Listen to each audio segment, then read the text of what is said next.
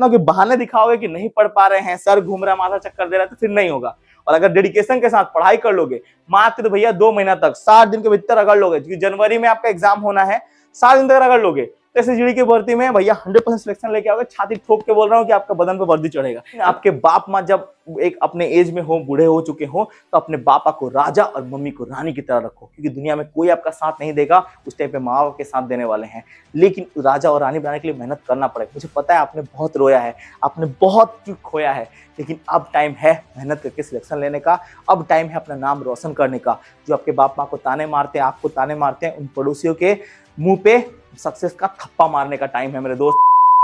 सभी दोस्तों को जय हिंद, वंदे मातरम, राम राम। एसएससी जीडी 5 के नए भर्ती के एग्जाम को कैसे क्वालिफाई करें लास्ट 30 डेज के भीतर, इसके लिए मैं आप सभी के लिए कंप्लीट स्टडी प्लान लेके आया हूं। इस प्लान को अगर आप फॉलो कर लेते हो 30 दिन तक, तो आप आराम से जीडी के एग्जाम को आराम से क्वालिफाई कर पाओगे। क्योंकि देखिए, बहाने सबके पास होते हैं पर रिजल्ट सबके पास नहीं होता। तो आपको बहाने नहीं बनाने हैं, रिजल्ट के ऊपर फोकस करना है और पढ़ाई करना है। इसके लिए सबसे पहले हमें क्या करना होगा, तो 8 आवर्स तक हमें पढ़ाई करनी होगी, मतलब 8 घंटे तक कोई भी कॉम्प्रोमाइज नहीं करना है। आपको पर डे पढ़ाई करनी है। इस साथ आपके फिजिकल की भी प्रैक्टिस आपको इसी के साथ करनी है। सबसे पहले दोस्तों क्या है, सिलेबस हमने कंप्लीट करना बहुत जरूरी है। सिलेबस में से मैथ, जीके, जीएस, रीजनिंग और हिंदी, ये दोस्तों आपको चाहे सब्जेक्ट को कंप्लीट करना है। अभी आपके पास ले दे के 60 दिनों का टाइम बचा हुआ है। इस 60 दिनों के भीतर दोस्तों 30 दिन के भीतर तो पूरा सिलेबस कंप्लीट करना है। अब कैसे आप सिलेबस कंप्लीट कर सकते हो, इसके बारे में सारी जानकारी आपको देने वाला हूं।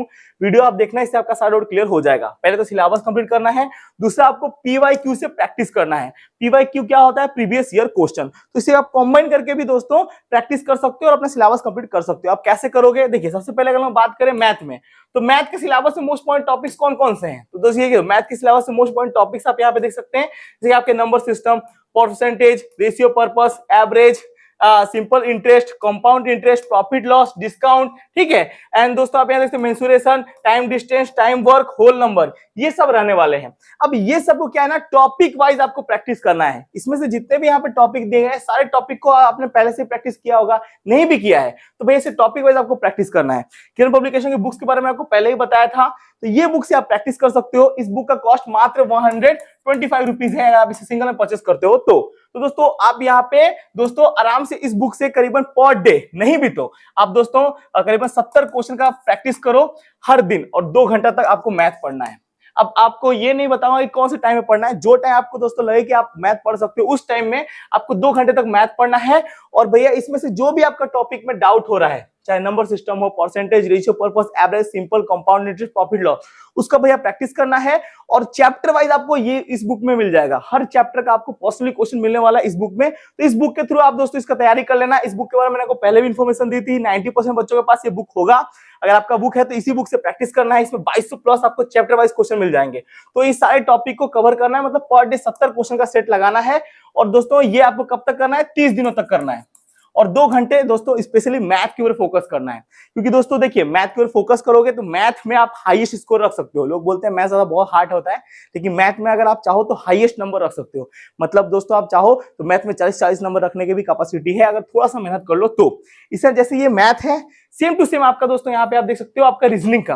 अब रीजनिंग के मोस्ट पॉइंट टॉपिक्स आप यहाँ पे देख सकते हो, जैसे कि दोस्तों mathematical operation, blood relation, series, analogy, Venn diagram, coding decoding, paper folding and cutting, ठीक है। आपके दोस्तों पैटर्न पजल, ठीक है, यहाँ पे आप देख सकते हैं सिस्टमेटिक कंक्लूजन, यहाँ पे दोस्तों डाइस वगैरह के सभी के यहाँ पे क्वेश्चन आ जाते हैं। तो ये सारे मोस्ट पॉइंट चैप्टर्स है जहां से 99.5% क्वेश्चन गिरता है।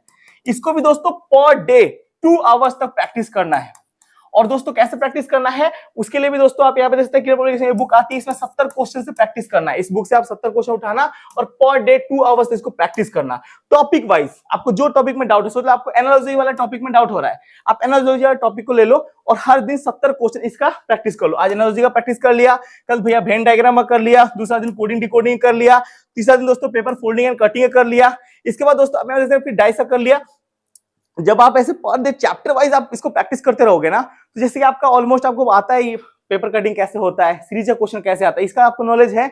आज जब दोस्तों इसका प्रैक्टिस करोगे प्रीवियस ईयर क्वेश्चन के साथ चैप्टर वाइज, तो आपका पूरा डाउट ही क्लियर हो जाएगा। इससे क्या है, पूरा चैप्टर वाइज आपका जो डाउट वगैरह है वो सब कुछ कंप्लीट हो जाएगा। और जब चैप्टर वाइज डाउट कंप्लीट हो जाएगा तो उस टाइम पे क्या आपका स्कोर और हाई आने वाला है। एसएससी का इतिहास है, आप देख लेना टीसीएस का, ठीक है, कि वो 90% क्वेश्चन रिपीट करता है हर एग्जाम में। अगर दोस्तों अभी सोच लो सीरीज का क्वेश्चन डाल रहा है तो ये क्वेश्चन ऐसा डाला है तो सेम टू सेम उसी पैटर्न में दूसरा क्वेश्चन डालेगा, बस उसका आंसर इसमें 2 निकला उसमें 3 निकलेगा, ऐसा होता है। तो सेम टू सेम रिपीट होता है। तो इसको दोस्तों ऐसे ही रीजनिंग को 2 आवर्स तक पढ़ाई करना, इससे मैथ का है। तो ये सारे मोस्ट इंपोर्टेंट चैप्टर है और ये सारे चैप्टर को इस बुक से आप कवर कर सकते हो। सस्ता, सुविधा और आप सभी के लिए मोस्ट इंपोर्टेंट बुक है और बहुत ही अच्छा है। इसी के साथ अभी हम लोग बात करते हैं जीके जीएस में। तो जीके जीएस में भी दोस्तों मोस्ट इंपोर्टेंट टॉपिक्स क्या है, देखिए जीके जीएस में मोस्ट इंपोर्टेंट टॉपिक्स की बात करें तो करंट अफेयर्स में ज्यादातर स्पोर्ट्स, ठीक है, और इंपॉर्टेंट स्कीम गवर्नमेंट का कौन कौन सा इंपॉर्टेंट स्कीम है वहां से ज्यादा क्वेश्चन गिरता है, अवार्ड के ज्यादा क्वेश्चन गिरते हैं, मिलिट्री एक्सरसाइज के ज्यादातर क्वेश्चन गिरते हैं। इसके साथ दोस्तों आप कैबिनेट मिनिस्टर और दोस्तों सीएम और गवर्नर का ज्यादातर क्वेश्चन गिरता है। तो ये सारे टॉपिक से जो क्वेश्चन आते हैं इस सबको दोस्तों क्या है, प्रीवियस ईयर वाइज भी ज्यादातर क्वेश्चन आते हैं और कुछ करंट के भी आते हैं। अगर सोचो 40 नंबर का यहाँ पे पेपर हो रहा है तो उसमें से भैया क्या है 15 जो क्वेश्चन होगा वो करंट का होगा और इसके साथ दोस्तों आपका जो हो गया 25 क्वेश्चन लगभग, ठीक है, वो क्या का होगा, वो प्रीवियस ईयर का होगा, ठीक है। तो इस टाइप का आपका दोस्तों पूरा यहाँ पे एग्जाम होता है। तो इसको भी दोस्तों आपको क्या करना है, पर डे नहीं भी तो इसको भी करीबन 1 घंटा से लेके 1.5 घंटा तक, ठीक है, आपका मन जैसे आप कंप्लीट करो, 1 से लेके 1.5 घंटा तक इसको भी प्रैक्टिस करना है। अगर आप प्रैक्टिस नहीं करोगे तो फिर सिलेक्शन नहीं हो पाएगा। और इसको प्रैक्टिस करने के इस बुक से आप प्रैक्टिस कर सकते हो। ये दोस्तों किरण सामान्य ज्ञान की बुक्स आती है, बहुत ही अच्छी बुक है। इसके भी आप दोस्तों 70 से 80 क्वेश्चन आपको पर डे याद करना है। अगर आप याद करोगे तो और भी अच्छा रहेगा। इसके बाद हम लोग जनरल अवेयरनेस की बात करें तो इसमें दोस्तों जनरल अवेयरनेस जिसे हम लोग जीएस भी कहते हैं, इसके लिए भी आप देख सकते हो इसमें कौन कौन से चैप्टर जहां से क्वेश्चन आते हैं, बुक्स ऑथर कहा जाता है, आर्टिकल वगैरह के 100% क्वेश्चन आते हैं। इसके बाद दोस्तों आपके देख सकते हैं हिस्टोरिकल कैबिनेट्स वगैरह के क्वेश्चन आते हैं, ठीक है। इसके बाद दोस्तों आपके टेंपल वगैरह के क्वेश्चन तो गिरते हैं। स्टेट के फेस्टिवल वगैरह, कौन से स्टेट में कौन सा पर्व त्योहार मनाया जाता है उसका क्वेश्चन गिरता है। डांसिंग का हेडक्वार्टर, ठीक है, अमेंडमेंट वगैरह हुआ है। रिवर लेक के बारे में, झील वगैरह क्वेश्चन आते ही हैं, ठीक है। इंडियन नेशनल मूवमेंट का क्वेश्चन आता है। असहयोग आंदोलन कब हुआ था, ठीक है, सत्याग्रह कब हुआ था, भारत कब आजाद हुआ था, कॉन्स्टिट्यूशन किसने लिखा था, ये सारे टॉपिक से भी क्वेश्चन आते हैं। इसके बाद दोस्तों इंडियन स्टेट का भी क्वेश्चन आपको 100% देखने को मिल जाएगा। और ये सारे प्रैक्टिस आप कहां से कर सकते हो, इस बुक से आप प्रैक्टिस कर सकते हो। इस सभी के लिए ये बुक आपके लिए मस्त रहेगा। इसके लिए करीबन 100 से लेके 150 क्वेश्चन पर डे आपको याद करना है। और इस जब प्रीवियस का टॉपिक याद करोगे ना तो उसी रिलेटेड क्वेश्चन आता है। जैसे एक टॉपिक में क्वेश्चन आया कि महात्मा गांधी का जन्म कब हुआ था, दूसरा वाला जो सेशन होगा उसमें क्या क्वेश्चन आएगा कि महात्मा गांधी के पिताजी का नाम क्या था। क्वेश्चन महात्मा गांधी से ही आ रहा है, बस भैया क्या है अलग अलग चीज पूछा जा रहा है। तो इसमें क्या डिटेल वाइज दिया है कि महात्मा गांधी के बारे में पढ़ोगे तो महात्मा गांधी का सारा चीज आपको मिल जाएगा। जन्म कब हुआ था, उनके पापा का नाम क्या था, मदर का नाम क्या था, तो डिटेल एक्सप्लेन किया गया। तो ये आपके पूरा यहाँ पे साइड आउट्स क्लियर कर देंगे। तो ये बुक आपकी मस्त बुक रहने वाली है। किसके लिए, आपके सामान्य ज्ञान के लिए, किरण पब्लिकेशन की, ठीक है। ये भी बहुत अच्छी बुक है। बात बाकी लास्ट में हिंदी, जो कि हाई स्कोरिंग सब्जेक्ट है, आप सभी को पता है। सबसे ज्यादा अगर आप स्कोर रख सकते हो किस सब्जेक्ट में तो आप हिंदी में रख सकते हो। तो हिंदी के भी दोस्तों पर टॉपिक वाइज आपको प्रैक्टिस करना। आप हिंदी में 40 नंबर रखना बहुत आसान है। अगर थोड़ा सा मेहनत कर लो तो आप आराम से नंबर रख सकते हो। अब हिंदी के मोस्ट इंपोर्टेंट चैप्टर आप देख सकते हो मुहावरे, यहाँ से 2 से 3 क्वेश्चन तक गिर जाता है। इसके बाद दोस्तों वाक्यांश के लिए एक शब्द, यहाँ से भी 2 क्वेश्चन गिरते हैं लगभग, ठीक है। पर्यायवाची शब्द या समानार्थक शब्द का भी क्वेश्चन गिरता है। विलोम शब्द के भी भैया 2 से लेकर 3 क्वेश्चन तक गिर जाते हैं, ठीक है। अनेकार्थ एवं युग्म के भी क्वेश्चन आते हैं। शब्द विचार, ठीक है, इसके भी दोस्तों 2 से 3 क्वेश्चन तक पूछ लिया जाता है। इसके बाद दोस्तों शुद्ध अशुद्ध वर्तनी का भी क्वेश्चन आता है 100%, 2 से 3 क्वेश्चन तक पूछे जाते हैं। वाक्य शुद्धि के भी क्वेश्चन आते हैं। रिक्त स्थानों की पूर्ति करे 5 नंबर आपका 100% आएगा, ठीक है, 5 क्वेश्चन आता ही आता है। वाक्यांश का प्रतिस्थापन, यहाँ से भी दोस्तों 1 से लेके 2 क्वेश्चन तक कोई शिफ्ट में पूछ ले जाते हैं, ठीक है। संज्ञा एवं सर्वनाम के भी 3 से लेके 4 क्वेश्चन तक पूछे ही जाते हैं, ठीक है। लिंग वचन एवं कारक के भी दोस्तों 4 से 5 तक क्वेश्चन आ जाते हैं। इसके बाद दोस्तों विशेषण एवं अवयव, यहाँ के भी दोस्तों क्वेश्चन आते ही आते हैं।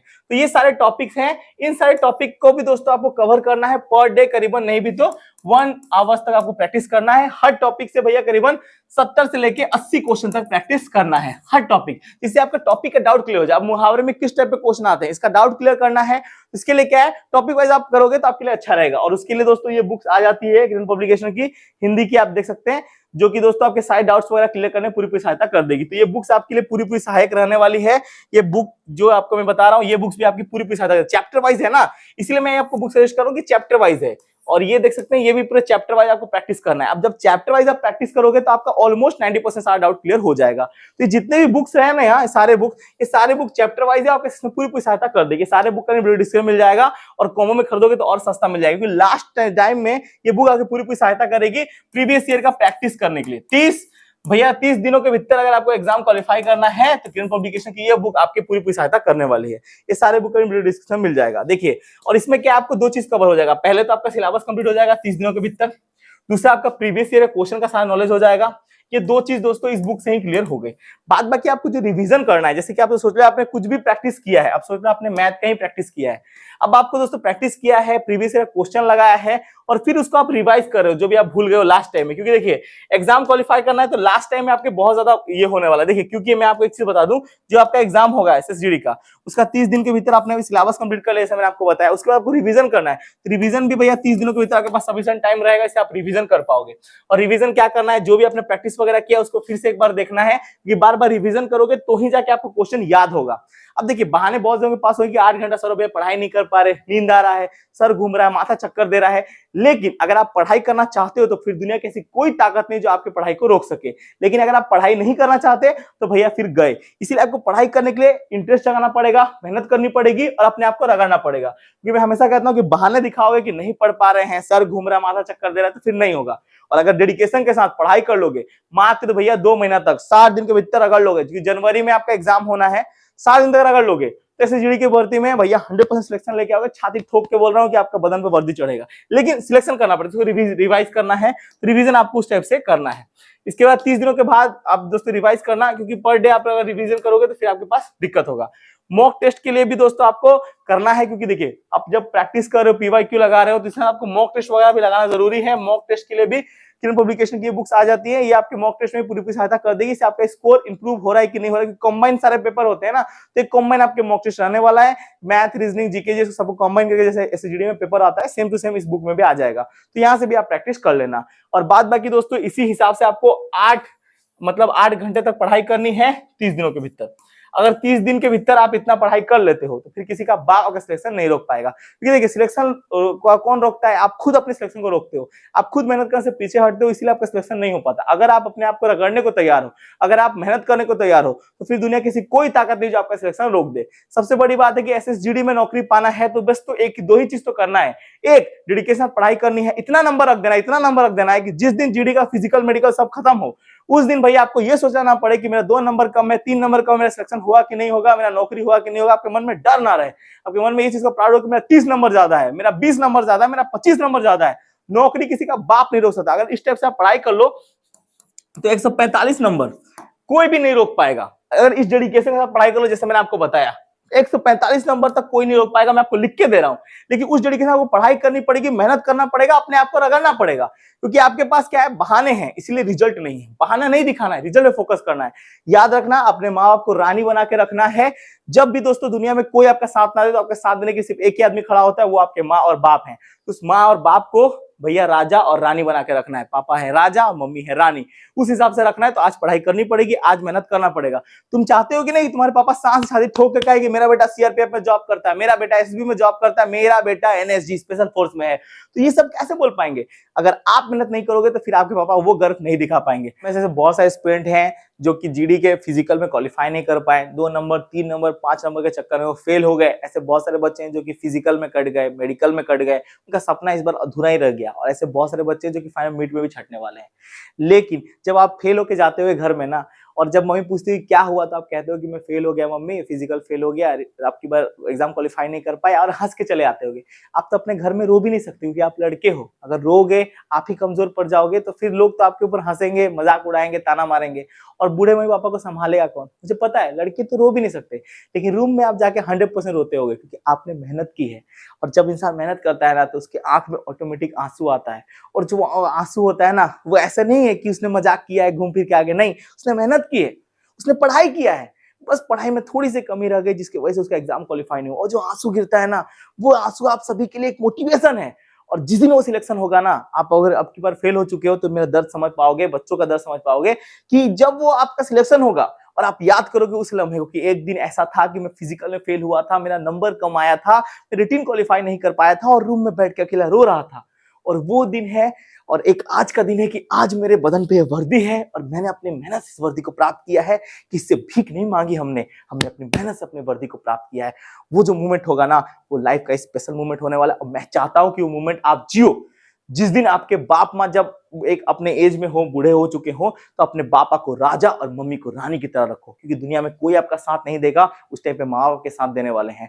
लेकिन राजा और रानी बनाने के लिए मेहनत करना पड़ेगा। मुझे पता है आपने बहुत रोया है, आपने बहुत कुछ खोया है, लेकिन अब टाइम है मेहनत करके सिलेक्शन लेने का। अब टाइम है अपना नाम रोशन करने का। जो आपके बाप माँ को ताने मारते हैं, आपको ताने मारते हैं, उन पड़ोसियों के मुंह पे सक्सेस का थप्पा मारने का टाइम है मेरे दोस्त। और इस मौके को हाथ से मत जाने दो, मेहनत करो। 2 महीने का टाइम है, अगर अपने आप को रगड़ दोगे तो आप हीरे की तरह चमकोगे, अगर नहीं रगड़ पाओगे तो फिर भैया नहीं चमक पाओगे।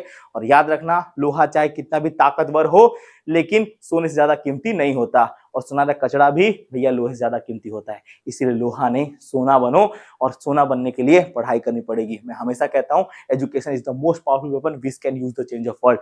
पढ़ाई करो, ये पढ़ाई तुम्हें सिलेक्शन दिलाएगी, और ये पढ़ाई तुम्हारे बदन में वर्दी दिलाएगी, और तुम्हारे माँ बाप का सपना पूरा करेगी। और जो गम है, जो फेल हो चुके हो, क्योंकि आपने किसी जनरेशन में जितना सक्सेस हासिल नहीं किया ना, सारे जनरेशन का सक्सेस आपको हासिल करना है, पूरे खानदान में, ठीक है ना। जो किसी ने नहीं किया वो आपको करके दिखाना है। आपको फौजी बनना है, अपने देश का नाम रोशन करना है, और वर्दी पहन के अपना नाम रोशन करना है।